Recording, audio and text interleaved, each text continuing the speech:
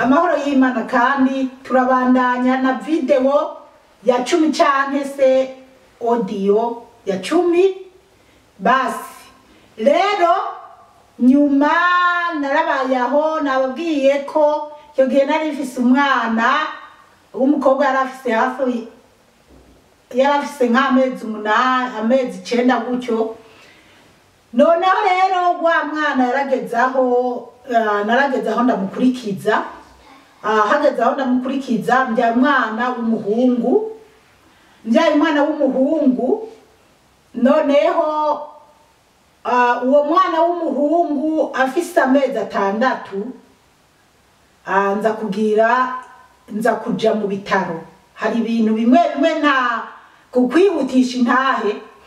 nza kuja mu bitaro rero narababwiye cyagihe nari kubise hasi hanyuma nkagira ikibazo mu kuguru abadogita bakaza barashaka kungirira nabi noneho uwo mwana w'umuhungu naje kuja mu bitaro ngiye mu bitaro ariko narisigaye narababwiye narasenga cyane kuva aho byari geragezo bigiye bituberako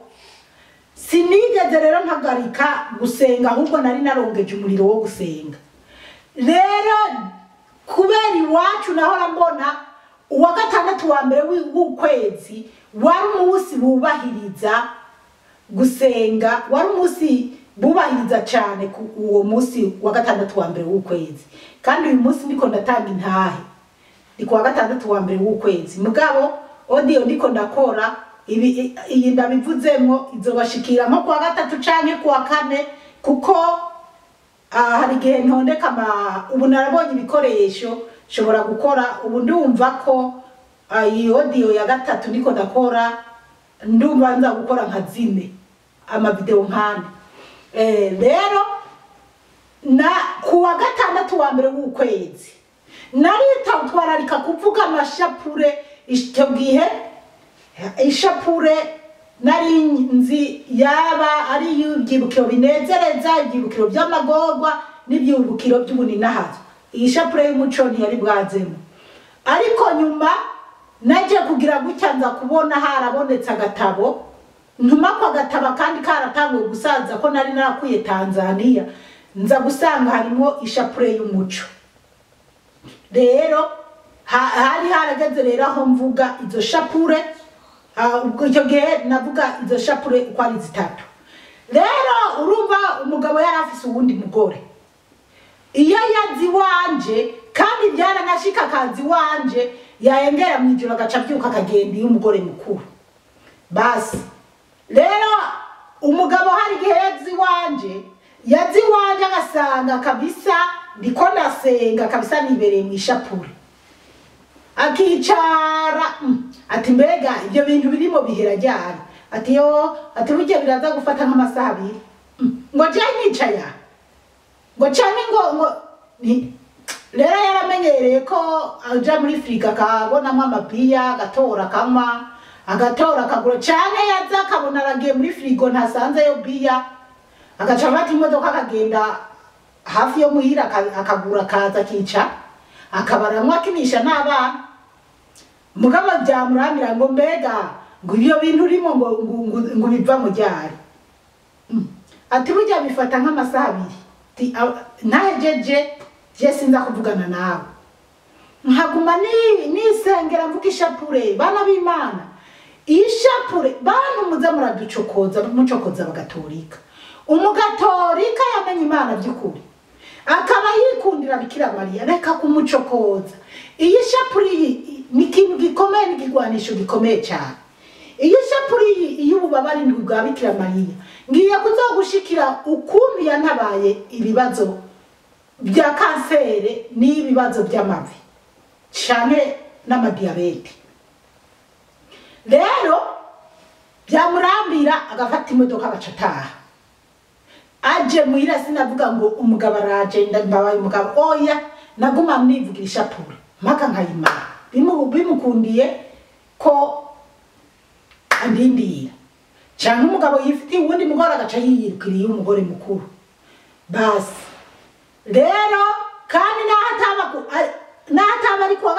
mbere w'ukwezi nari isigaye narihaye iminsi yo gusenga nyene nkavuga ishapure cyane cyane nkaja muri Bibiliya nkasoma cyane ibintu nk'ibi rero ubwo buzima rero kuva igihe nari mfise duhuriye n'ibyo bibazo by'abo baturoga nca ninjiramo cyane kuko nabonye ishapure idutabara twiyambaza Bikira Mariya Imana yo mwijuru ikazi kadutabara kandi nabonye iyo misaraba itatu yururuka iva mu ijuru ikambuza gukora ikibi noneho rero umugabo turabana uko nza gutwara inda mbyara ubundi mwana w'umuhungu akurikira wa mukobwa rero wa mwana w'umuhungu nabyaye ageze mu mezi 6 kubera cya kibazo nababwira cy'ukuguru nza gukorerwa operation mwivi ngiye gukorerwa operation mwivi noneho gusa ujyana ibintu bimwe ntaba nashatse kwinjiramo noneho nja mu bitaro kweri rero byari ibintu bikomeye cyane umugabo afise uwundi mugore kandi umugore mukuru ntituvuga rumwe mugabo jewe ndi umuntu namenyereye kubana neza n'abantu mu by'ukuri aho mperereye cyane mu bari muri community y'abarundi bari muri Australia tubanye hafi na hafi mbese muri community y'abarundi bari muri Melbourne harimo abanyanka ariko benshi barankunda aho rero simvuze abanyarwanda noneho ndashima Imana na community y'abakongomani tuvuga rumwe rero ndazi ko nzi kubana neza n'abantu rero haboneka umunyarwanda n'umutama wiwe barakuze barafise abuzukuru ariko ntibakuze gose bambera ababyeyi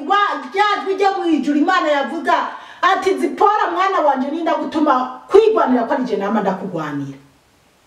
haza kuboneka abo babyeyi banzira nk'abamarayika kuko ntibyari byoroshe nari mfise abana 4 abo bana 4 byitwa ko bari bato nari mfise na wa mwana wa mbere yari umusore kimwe na wa wundi yari umusore yari afise umugore baza yari afise abakobwa bamugwanirako rero uyo w'umusore hari hageze haba mbese Mana sinotinya kuvuga ko yari kirara umwana wanje azambabarira arabizi ko ndamukunda kubera agakuku k'abandi bana bari baramukwegeye mu by'isi bamwigisha kumurumboga ibiyoga umwana wa mbere wanje w'umuhungu nisanga yarabakirara aranana yaragiye nyene yarumutse basi rero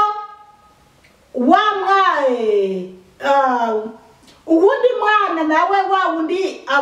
abo bakobwa bahora baza bagwanira ko yari yarageze yari yarigiriye Burundi yibereye Burundi nza gukorerwa operation rero wa mwana w'umuhungu wanje yaragiye atazi bya mama wiwe yarantaye yaragiye nzifise umwana w'umuhungu yiga mu mwaka wa 6 niwe yitwa ko yari mukuru rero abana 3 buwo mugabo twari kumwe bari abana batoyi nari nababyaye ntahekana kubera umwana witwa ko ari wa mbere yari afise imyaka 6 mwabo 3 nabyariye muri Australia yari afise 6 ubwo yari afise nk'itanu wa mwana w'umukobwa yari afise nk'itatu naye bane ntiyarikwiye wa mwana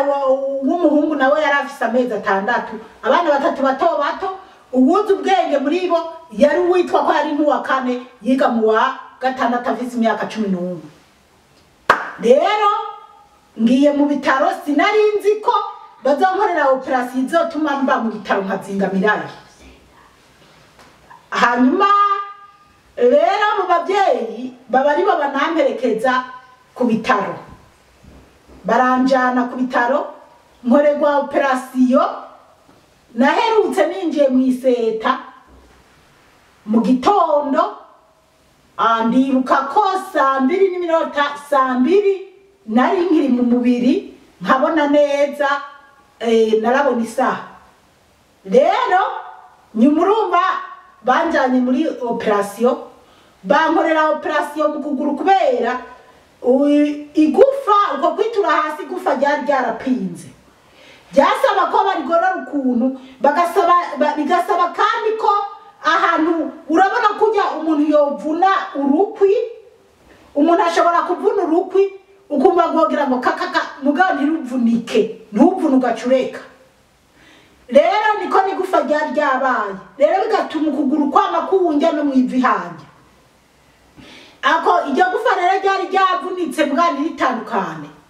biba ngombwa ko barikata, baca bakata isantimetero 2. Irisigaye mwitako baca barunganisha. Rero ukuguru n'ukundi ni kureha, kandi narigeze kubereka ibirato byanje nibyaba ngombwa n'ubundi shobora kubibereka. Eri, bring my shoes. Basi reka ndabereka ikirato na cyanje ukuntu bimeze, uko kuntu bankoreye operation. Rero baca barateranya igufa risigaye. Rero maze kuva mu mubiri, nako maze kugaruka mu mubiri, murabona ibi ni birato nambara. Ibi birato rero murabona iki kirongeye kwa gatanu. Yo nguzi ibirato canjana mu isoko, sari hose bapfa kubikora, bakongeza kwa kandi gataro kugira ashobore amaguru ashobore kureha ndiko ndatambuka. Rero haleluya, amen, haleluya, haleluya, shimwa Yesu. Yesu yanchishije bugufi kugira mbe uwo ndi ubu. Kukia Yesu Kristo atanchisha bugufi, sinari kuba nubaha Imana nkuko ndayubaha. Rero nyuma rero bankoreye operation, jewe naje gutora mitende, naje kubona ariko gusa ndibuka kujya kuntu ngumuntu nguyikinya kiriko kiramuvako ngo arazirana ngo azaravuga ibintu adedemba. Gusa naye ndibuka ko naza navuga ngo ndagukunda ngo Nesiya nyene ngo mvuga ingene ngo nkunda mwene wacu, ngo ingene nkunda mwene wacu mutoyi wanje, kandi mutoyi wanje ndamukunda man. Imana imumpere umugisha cyane, mugabo biravana n'impamvu ndamukunda, kuko hariho umuntu akubera umwizigirwa umugahuza neza akabatokugera akugirira ibintu by'ubujyaje. Rero ni narumvise abazungu bariko baravuga ngo ndiko ndavuga ngo ururimi ngo ndiko ndavuga language ngo ururimi rwanje, kuko batumva ibyo ndiko ndavuga mugabo ibintu nk'ibyo. Hanyuma kandi urumva ibintu nk'ibyo. Hanyuma ibyo ndabyibuka nyene menga bariko barasuguma, kandi ndibuka ko hari ibintu nabonye byiza. Urumva ngira Imana nyene yari yaje kuba hafi yanje kugira muri iyo operation. Sinongeye rero kwibukana kimwe, ahubwo naze kongera kuzanzamuka, mbona umuzungu yicaye ariko andaba yarancunze, kuko ngo haba hariho umuntu aca gucunga kugira ikinyani cyakuva ko ntuhakoroka canke ibiserumo bikurimo ngo bicagagurike ibintu nk'ibyo. Nibwo rero nagiye kubona, nibwo nabonye nyamuzungu ngo ayuoke, ndavuga yes. Hanyuma ndera hanyuma ca ndiyumvira ntibankoreye operation, kandi kweli bankoreye operation. Ca ndibuka ko nakorewe operation, ca ndaraba ku isaha yari imanitse muri iyo sare aho hantu narindi mu cyumba narindimo, nca mbona ni mu masandwi n'iminota z'ijoro. Nakorewe operation mu gitondo cya 3:02 nza gugarukana ubwenge sandwi z'ijoro n'iminota hafi 8. Basi narongeye kandi ndasinzira. Nyuma rero bukeye ikinya cyatangwe kumva ko ntangura kugarura ubwenge, bw'ibyo bw'ukuntu narimerewe. Noneho rero niho rero nageraho abukeye urumva babavyeyi bari bantwariye abana je nagira ati ni nk'ibintu bizofata iminsi mikeya bari banyemereye ko bazondabira abana banje. Basi rero umwana umwe yiga mu mwaka wa 6 urumva baramujana ku ishure bakongera bakamutwara iwabo. Inzu yanje urumva yari baciye bayugara. Noneho ndaba mw'ibyo bitaro noneho mba mw'ibyo bitaro mbona nyene urumva niravye nkabona ko ntazongera gutambuka ndavye kugura ingene kwabaye sinikakaze. Rero ibyo ari byo byose urumva nafashwa n'abanesi bo kwa muganga. Abo bavyeyi bakaba aribo bangemurira, ariko mana ni hahanga mu bwami bw'ijuru imyaka ibihe bitazoshira. Imana inkorera igitangaza kumwe Yesu yambwira ati mwana wanje ninda gutuma kwigwanira kwa je namye ndakugwanira. Mana barundi muri ngaha muri Melbourne mu nyumva kwe Imana izokomeza bampera umugisha ibintu mwankoreye icyo gihe muzoze murabikorera n'abandi bana b'Imana. Barundi barangarukiye ko bagateka ibyo kurya bakaza kundaba. Mu by'ukuri jewe ndi umuntu nkunda ibiharage. Ngaha muri Australia inyama ni nk'ibiharage i Burundi wacu. Mu gihe iwacu Burundi umuntu ajya akanyama rimwe na rimwe hari n'abamara umwaka batariye inyama. Zozo ni ibintu nk'ibyo, ibintu by'amagi n'ibindi bintu. Mugabo jewe nari nkeneye kurya ibiharage, nari nkeneye kurya igitoke, nari nkeneye kwirira imyumbati. Ibyo rero ndashima Yesu ko nabironka kuko banzanira ibyo kurya byo mu bitaro byo ngaha sinari nshobore, ntabwo nabikunda pe. Rero nkumva ndashaka n'ubugari bw'ibigori. Murabizi rero abarundi ngene tukunda cyangwa abanyafrika. Nkabwira nisha urumva bamwe bumva ko guteka amafi, guteka inyama n'imiceri ari byo bongemurira bya bintu by'ikizungu ntoya cyangwa amafiriti y'ibirayi ibintu nk'ibi. Ni hubwo wongirirwa akabanga ni woncumbira akagari akanzanira n'uduharage. Rero ibyo rero nabironka nkaneze Imana irakoresha abantu barandaba mu bwo bugwayi kuri icyo gitanda narindi ko ndanihanazwe Yesu Kristo kuko ndaza no kubabwira ukuntu ariho naboneye gutabagwa kwanje Yesu agatuma umuhanuzi kuza kusanga ku bitaro. Noneho rero Imana yo mwijuru rero irangwariza mu ibyo bitaro babavyeyi b'Abanyarwanda bantore bareze babana banje barambwira ati humura ntituzogutererana. Rero papa w'abana banje ze yihangane, sishaka kuvuga ko byinshi kandi ariko ibi byo reka ndabivuge. Papa w'abana banje batatu navyaye ngaha naramubwiye ati ndagusabye zuragenda utore bajya abana ujya mwana yonka. Urumva yari umwana w'amezi 6 uzoza uramutora mu gitondo cyane ku mugoroba uzoza uramunzanira yonke hanyuma ucumusubiranira kwa bajya bemeye kumunderera ngo ngo akazi nako none akazi ukora agasumba family yawe kubera umugabo wundi mugore ntiyigeze atwitaho, ntiyigeze ampa agaciro cyane agacira abo bana biwe ngo abe yogenda zaratora uwo mwana muzane konka yongera musubize kwabo bantu. Abo bantu rero bari bamureze mu by'ukuri aho nari ngwariye naho bari hari hagatambuko. Wari urugendo rwo kudarayivinga imodoka iminota 30 ni myinshi kugenda no kugaruka isaha yose. Urumva amavuta y'igitoro ko nabo bari abantu bari baritanze. Rero umwana akaza konka rimwe. Rero iyo bamuzana hari gihe bamuzana ku mugoroba cyane bakamuzana yamaze konka amata, yamaze kunywa amata,